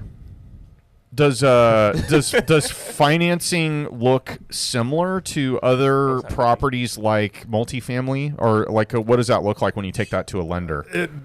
Different lenders have different appetites. At this point in time, our primary lender, you did the math. Yeah. I was like, no, that's way off. $5,000 a door. That's no. incredible. The square foot price is the focus. I think people can build for 70. They'll buy for 56-ish a square. So build versus buy for rent. Yeah. So, and that's without the land cost. Around 70 is still doable for pretty simple product, but. I don't remember the question you had. No, it was. I was just wondering the numbers. So you're all in for 200K. You put in 115. Bank is. Are they like 75% LTV? I've looked into it a little bit, but right now, our primary bank that we use for a lot of things, they made a little mistake on our initial loan. And so I have no intention of changing that. We got an IO loan for 5 years at 4 3/4 on it or something. So nice. I haven't really looked real hard at the refinance of it for the long-term debt because I don't want to change what I have now. So sure. I had some guys come in at like 13% they wanted for long-term debt on it, but the rest of it's in the ballpark of that 8.5 number. Now, are storage units or storage facilities, are they like, I know in mobile home parks or that asset type, it's very common to get seller financing or a combination of seller financing plus commercial debt or whatever. Is that similar in storage, or is it more like common where it's just an arm's length transaction? There's no seller carry, or do you not have enough? Yeah, my reps? knowledge is limited enough. I think there's probably more of that going on. In our case, no, we just bought it. But Okay. I think there's quite a bit of that going on in storage, especially the mom and pop type storage seems to be the target for most people trying to get in. So that's on the radar of most operators. And if, like you said, it's a smaller facility. You said you had 47 doors, 8,000 square feet, rentable square feet. So that's probably anything smaller than that, it's not going to fall on their radar. So you're not competing as much with them. Do you think that's a good entree for a newer investor, getting into mom and pop, smaller facility like that? Absolutely. If you're going to do it that way, I'd say, shoot for, if you get under the 8,000, the thought process is it's really hard to be very profitable. So if you only have one facility and it's 5,000 square feet, the amount of effort to do what's needed for that there's not much benefit there. But if you can keep at least 8,000 square feet, you can multiply that a lot easier with less effort. But at least you're at 8,000 as a minimum, so you can probably find a way to make a profit. I was listening to Drunk Real Estate with and H.A. Osborne's a big investor in this category. And he mentioned that I believe he said in the last 2 quarters there was a 13% drop in value of storage units nationally. Are you seeing anything that in this Midwest area that kind of resembles that? I don't think it's not per quarter. It's not in the last 2 quarters. I thought it was combined. It was 13%.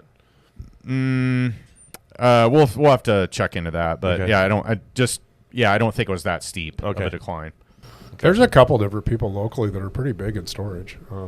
I'm definitely not storage expert. I mean, we kind of fell into this one based on the price and whatever it is, buy it. Like that's, without knowing anything, I knew the price was good. So yeah, $80,000, like anything that's land and has some type of structure on it. $80,000, it's pretty cheap.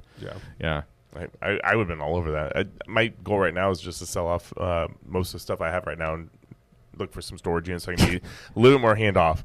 Brad, I thought it'd be kind of interesting to talk about a couple of things you've been involved in that you and I have spoken about. I know you've shared some of this, but it's not a common path a lot of investors go down, and that is, the first one, you took advantage of a program that the city of Omaha offers that I believe a lot of other, medium to large size cities have probably similar programs, and that's what is it exactly? It's one where they help you with rehab costs in exchange for providing housing for what?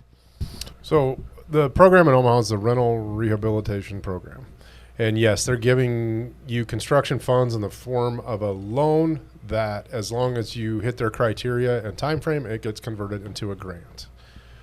So there's they've did it several hundred times. I don't know the exact number, but essentially this program has fallen to basically one guy has did almost all of it. So their generic term is his name downtown, that he just does it.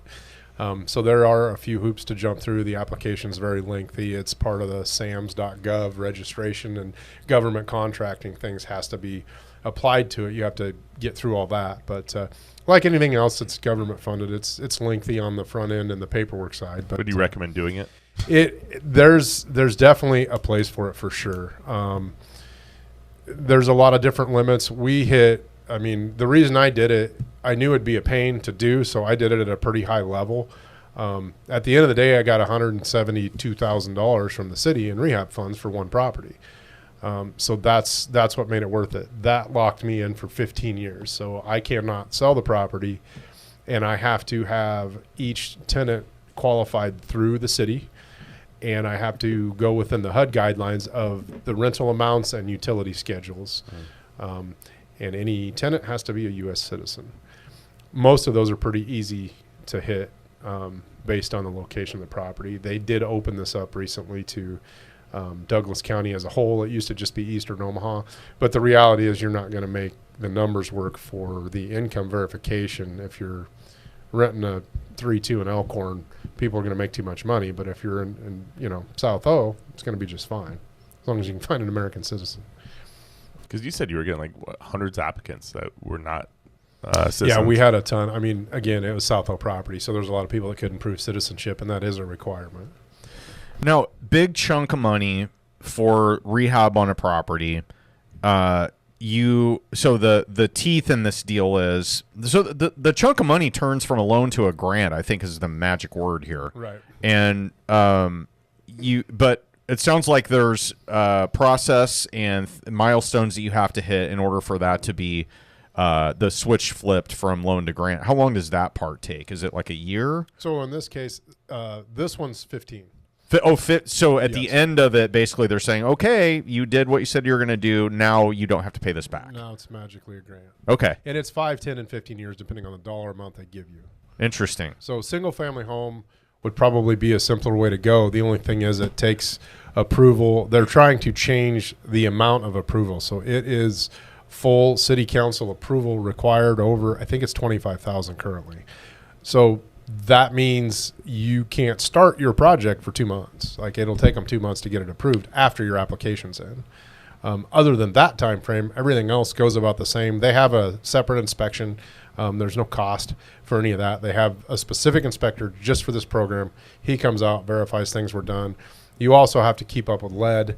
They do actually do a lead test where they come in and swab the walls and swab the windows and all that. So if you've painted appropriately, things like that, you're going to be just fine. But they will give you extra funds. So it's a maximum of half of your construction cost. So if you budget $80,000 for a rehab, they won't give you more than 40 of the base rate. However, they give you an additional up to $1,500 for radon, and I can't remember the details on lead, but it's about the same. So if you have lead windows, yeah. So yep, they come in and check for things. So you have to have the radon test has to pass.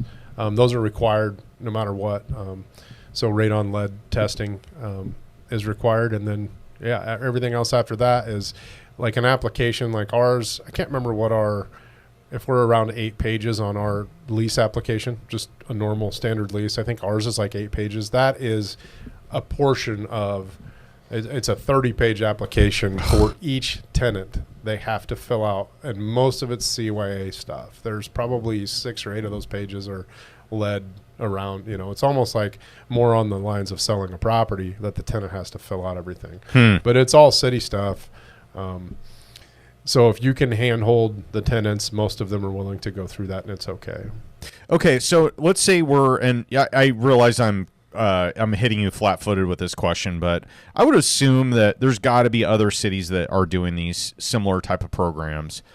How did you found out about this through, was it a REIA presentation where somebody from the city came and spoke about it? Is that where you first heard about it? Ted had a panel at the REIA, and I just followed up with that. I listened to him, talked to him, and followed up and kind of went, well, how about this? And I actually knocked the occupancy down. When I bought this facility, it had 5 units in one building and 3 in the other. However, that is commercial according to everybody, except for these guys said as long as there's no more than 4 units in any one building, we'll consider it residential. So all my permitting and all the stuff through the city was commercial. So my plumbing had to get redone completely in cast and copper. But I didn't have to get TIF.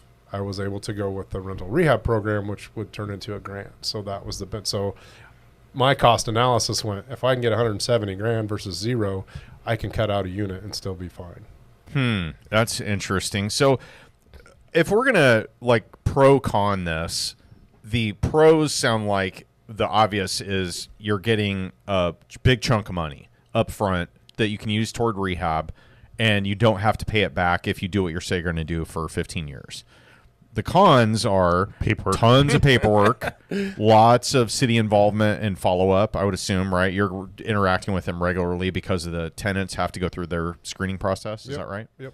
And then you can't sell it. Well, I mean, I suppose you could sell it, but you're going to have to pay that money back before the 15 years, right? If you sell it between then. Exactly right. Yeah, I did leave that part out. So if it's sold any time between now and 15 years from when we started, that is owed back in full with 0% interest.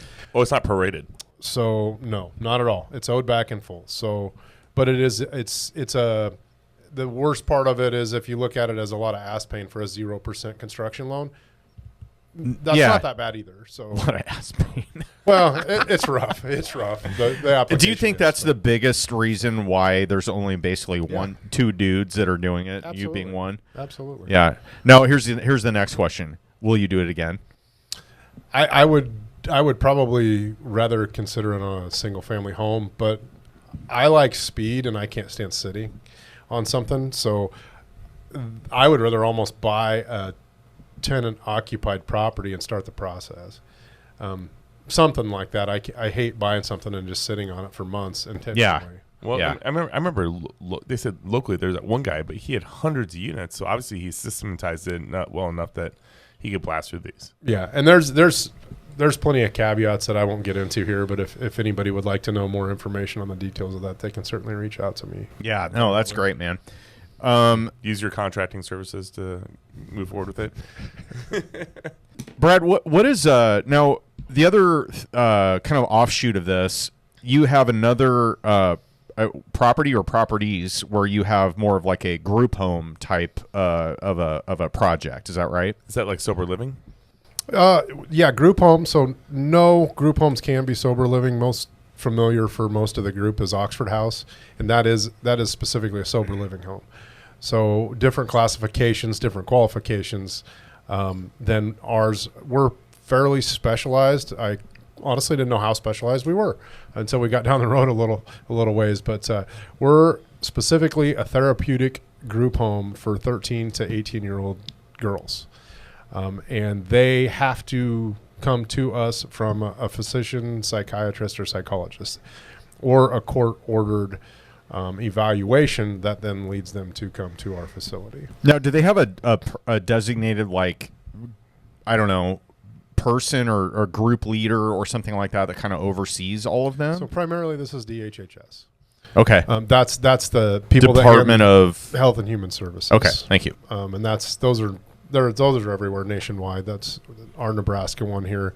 And it's a bigger operation than I initially thought, and it's not necessarily super organized to communicate. Like I kind of thought once we got everything approved, and they're the ones that approved the license.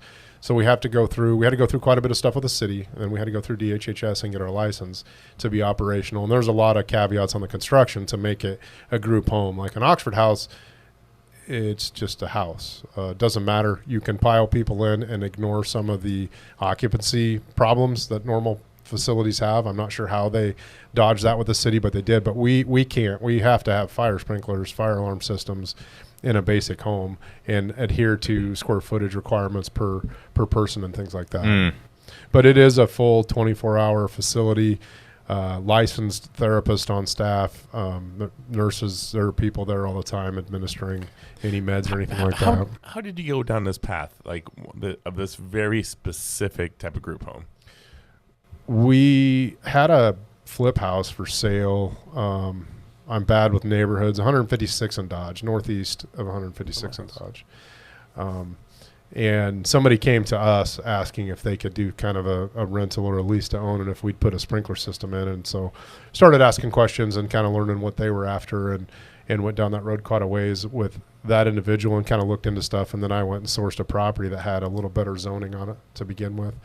So there's a lot of differences between a group home can exist for up to 8 a lot more simply, and as soon as you get above a potential occupancy of 8, then you jump through a lot of different things. But you have to have the sprinkler system if you're going to call it a group home of any capacity. Ours just happens to be therapeutic, but the sprinkler system needs to be there regardless. So the cost of a sprinkler system doesn't change a hell of a lot, whether it's in a building for 6,000 square feet or a house of 1,500 square feet.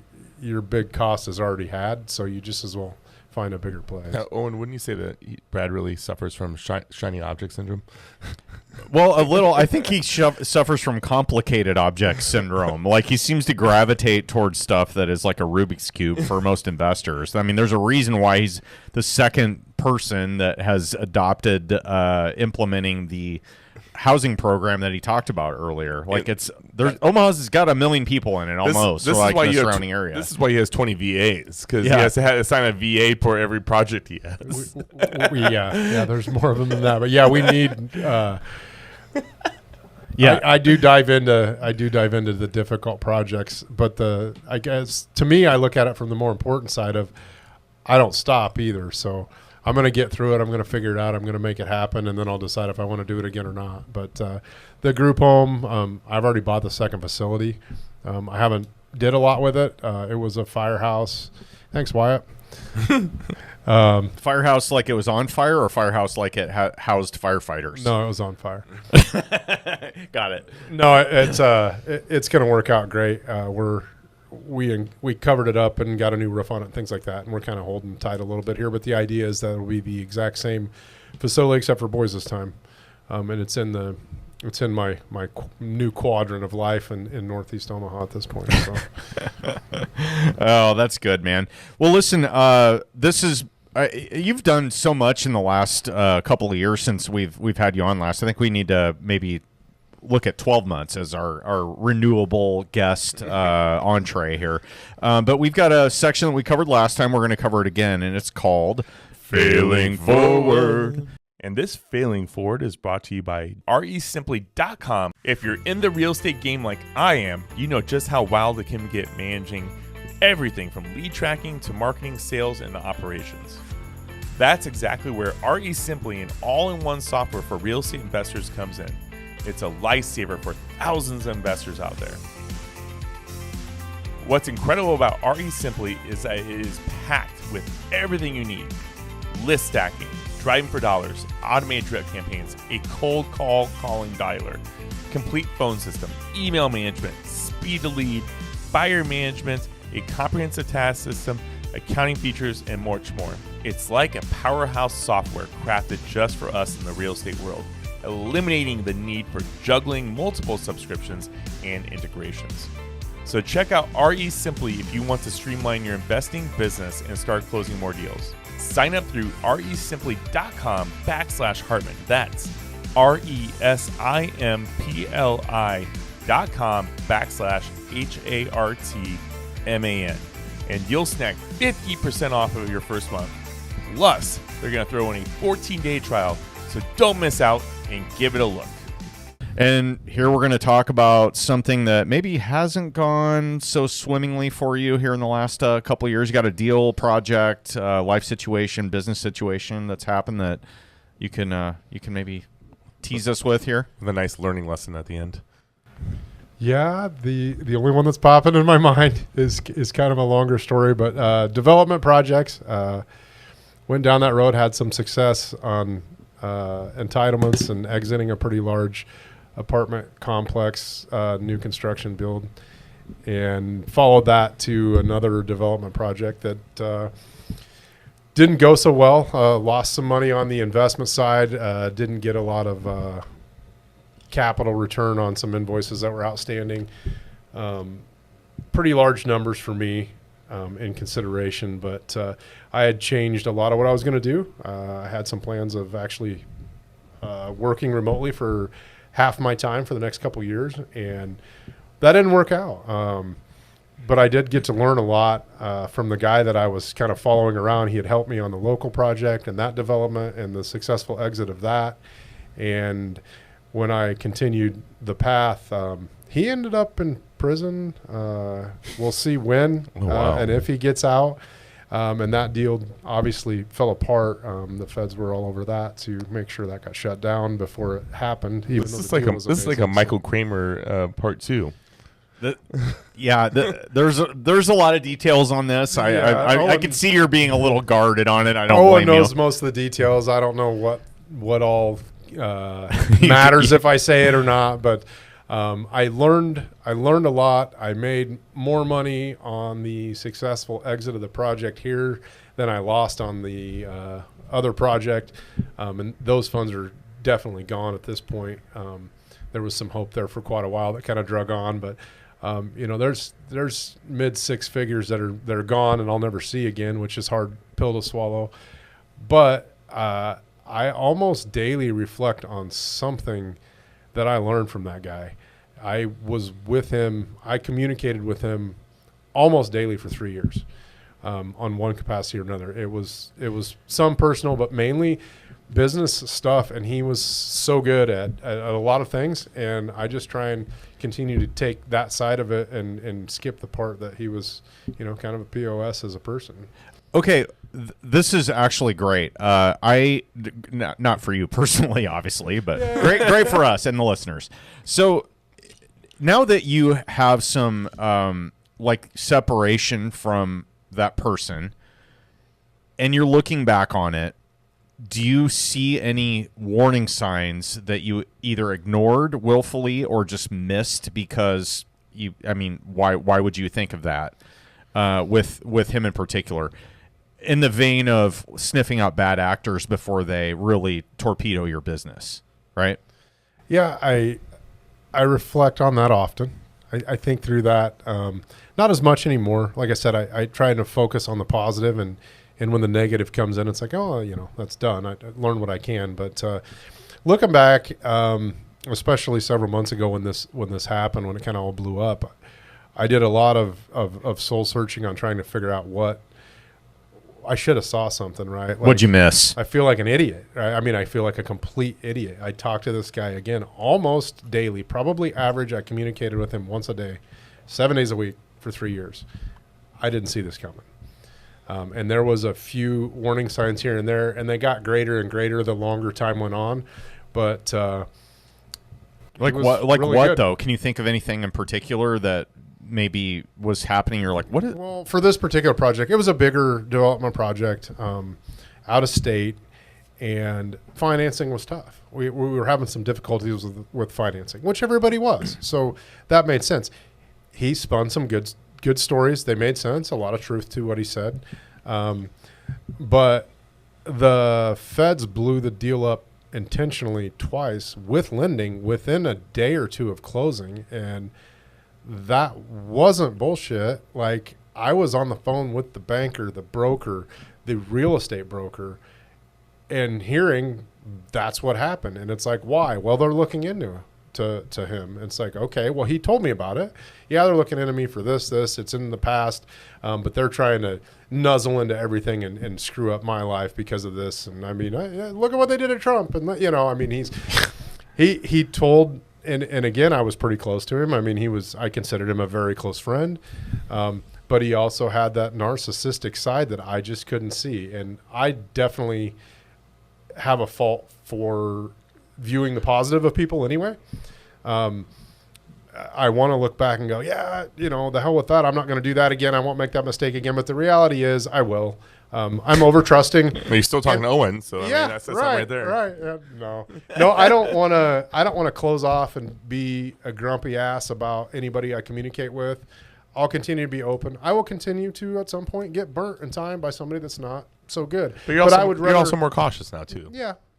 I'd rather continue to be open and honest with people. And if that bites me, so be it. At the end of the day, I just feel like I'll come out how I need to come out, and everything will work out in the right. You should just trust but verify. We on that note, and I think we brought this up before, but there's we started doing this in our lending business, and then also just like with people that come into my circumference of business, I'm probably going to do a background check, like forewarn. They have this is not a paid advertisement here for forewarn, but they offer that. But it could be. Yeah, and exactly. If you're listening to this, forewarn salesperson, hit us up and give us a 5-star review. But you can find out criminal history, financial crimes, those kind of things pretty quickly. You just need a cell phone number, and that's it. And you just got to enter it in. Yeah, there were a couple things brought up early on, and he explained talked them them away pretty good. And I've heard it's interesting. It's really interesting to go back, like all the people involved in that project.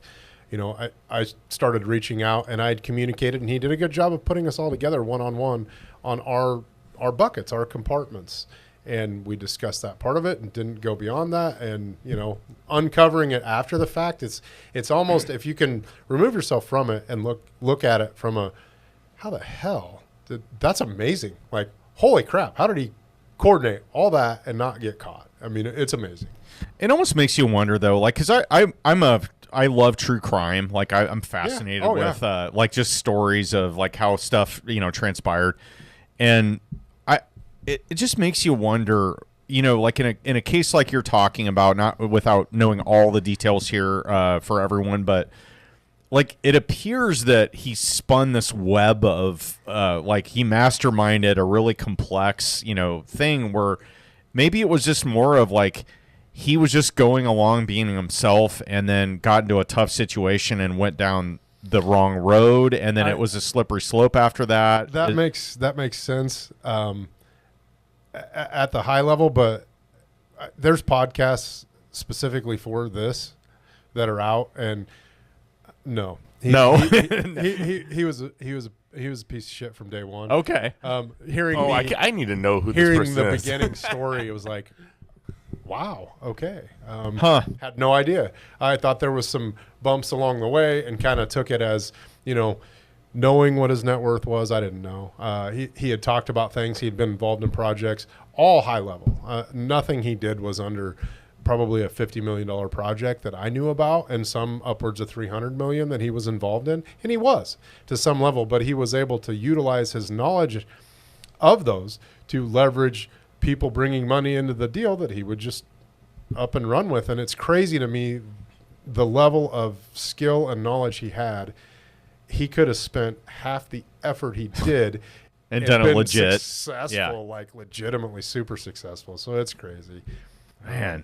Lots of stories can come from that for sure. Yeah.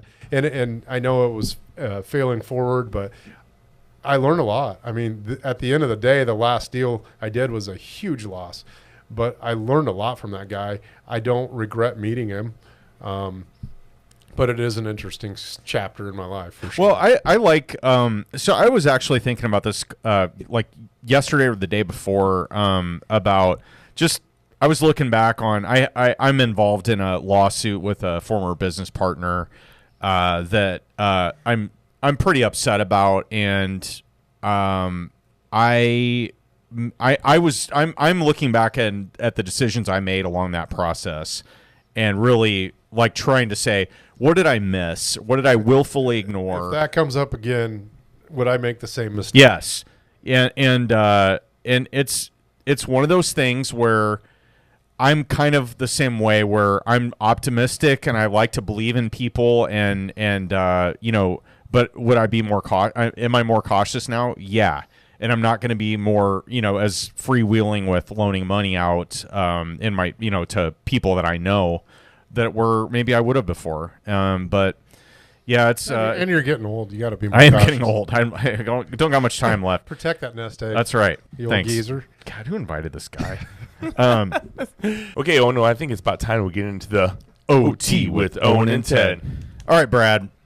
So the Redux on our podcast didn't include this the last time, but we have some questions here for you that are the same for every guest, except I don't think they were around the last time you were here. First one for you. What's your first book going to be titled, or what's the topic going to cover? From a topic standpoint, I think I'd have to go with something along the lines of, never quit or push through. Overcoming obstacles might be about right. I seem to take the challenges and run with them. So, yeah. Yeah, I would agree. Well, I mean, literally, you go to a REIA event and you're like, hey, I like that idea. I mean, we all liked it. We all want to do it, but there's only one person in the room that's going to do it, and his name's Brad Bader. Okay. Makes me sound cool instead. Okay, so I'm gonna give you this office, and I'm gonna say this is the Brad Bader Show. You can interview anyone in the world today. Who is it going to be, and what's the one question you definitely want to ask? I don't know that I have a specific question, but as weird as it sounds, I think I'd say my brother. I've looked up to him for a long time. He's the little brother.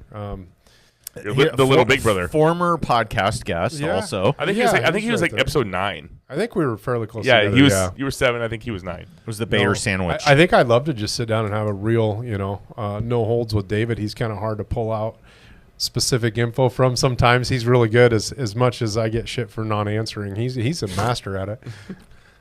Well, one time maybe when we are not available because we're on vacation or something, maybe we can set it up where you do a REIA Radio interview of him. That'd be awesome. The ambush. He shows up, thinks he's going to see us, and then it's just Brad in here, dark sunglasses on. Have a seat. What would his face look like? I don't think he'd be super shocked. All right. What say you to this question, Brad? We're at your funeral. Eulogy's about to happen. Who's walking up there to deliver it, and what do you hope they're going to say about you? I hope I live too long for this to happen, but I would honestly kind of like it if my dad was up there. Again, hopefully I outlive him, but right now I'd say I'd love it if my dad was up there and would talk along the lines of, me being there for the kids and being a role model in general for people around me. Kind of a pillar of integrity, I think, would be what I'd want somebody to say about me. That's your title, Pillars of Integrity by Brad Ooh. Bader. Ghost Rider time. Nice. Yeah, get on this. Okay, so throughout your life, you probably had a lot of mentors and people that have influenced you. And if you could really pick, one person that has really helped mold you and change you, it could be personal or with your real estate business, who would it be? There's definitely a lot of people, especially locally, that have helped me in the last few years, but and you can shout out more than one, but we want to know who one is. And you can shout out the others. yes, from a strange standpoint, I think I'd say the gentleman we were talking about earlier that's going to prison, possibly for life. I learned more from him than anybody else. He could have, from a development standpoint and a knowledge and a growth based standpoint, he was good. He listened, he understood, and he taught a lot of things, and he had a lot of knowledge, and I learned a lot from him. Sounds like if this guy could have gone a straight and narrow, he could have really been somebody. Yeah. It would have taken less effort to be more successful legitimately than what he did. So Yeah. Okay.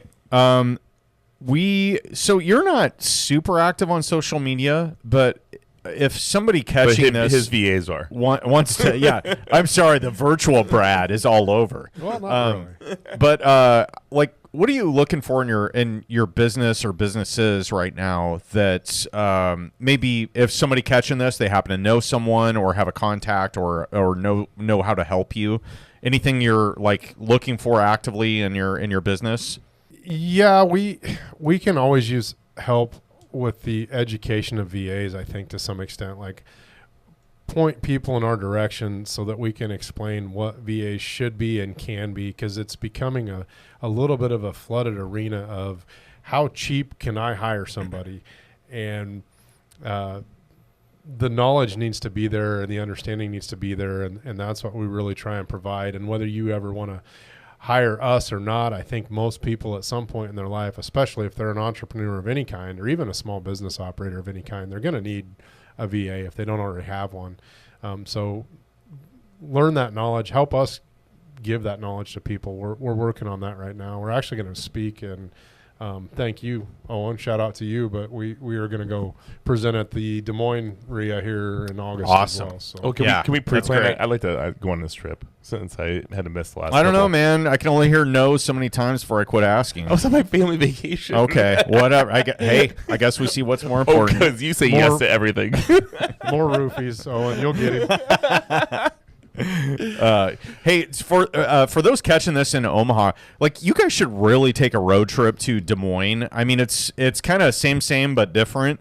There's a little smaller crowd normally, but I would say it's usually 50 to 70 people, and they usually have it at a brewery. I'm trying to remember the name of it. Dorson said 40 to 60 on average. And Yeah.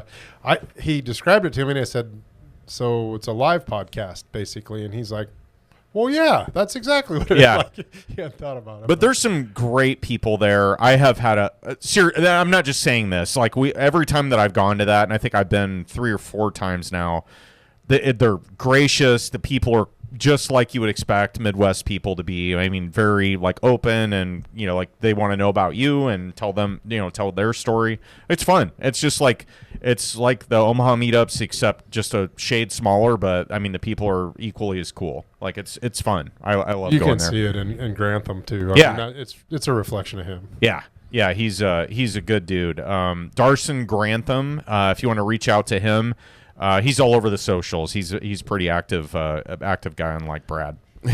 I tell you what, though, I went to the Tampa REIA. I'll talk a little bit more about it in the intro, but it was a totally different experience from being from our local Omaha REIA. But it was interesting to see how the other REIAs run because besides, before I took over our local one, I've never been to anybody else's REIA ever. Oh yeah, you were, and again we can talk about that more. But you mentioned the heavy sponsorship sales push on the front end, which is, by the way, none of the Omaha ones that we go to are like that, and Des Moines is absolutely not like that at all. Good. It's not a people in your face trying to sell you stuff or a program or whatever at all. So yeah, I think you're gonna have a great time there. So well, Brad Bader, thank you for coming back again. It is you were like, what are we gonna talk about? I'm like, man, you've done so much since the last time you were on, almost 3 years ago now, that there's a lot to cover, especially with the VA. I think that is knowledge that people are gonna really take home. And so thank you again for that. Thanks for being a friend of ours and being involved in the community and with everything that you do. Oh, I can't thank you guys enough. I appreciate you guys both to the end of the earth, and I'll talk to you as long as you want. Give me an old fashioned and talk real estate. I'm in. We could do a whole podcast just on that. Yeah. Well, if you listen to us the first time or the 129th time, please leave us a 5-star review on whatever format you're listening to. I did go through the formats and check everything, and I do not have a new review to read. But I do appreciate that the 5 stars are still rolling in, so thank you for that aspect. But I just went through. I literally checked my Audible. We haven't had a written review in Audible since Marty McGuire left one a year ago. Dude, come on, guys. And we did have one review that we read last week on Apple. So we do need some written reviews, people. It really helps us to get out there to more people in our industry and get our podcasts out there. And also, if you could just do me a favor, share this episode that you're listening to with somebody that you think will get something out of it. That is a gift that would mean so much to us because we put a lot of time and money into this podcast. All right, they get the gist. So thank you for that. With that, Owen Dashner, will you see us out? On behalf of Ted Kosh, REIA Radio, and the birthday boy, Dennis Bertrand, I'm Owen Dashner. You've been listening to Brad, the valedictorian of real estate investing, Bader, signing off. Yeah, it's and you're getting old. You got to be. I am getting old. I don't got much time left. Protect that nest egg. That's right. The old Thanks. geezer. God, who invited this guy? All right. Well, this has He been. hates being tag teamed, doesn't he? This. Oh no, he doesn't. I've seen the videos. All right. Radio edit. God, guys.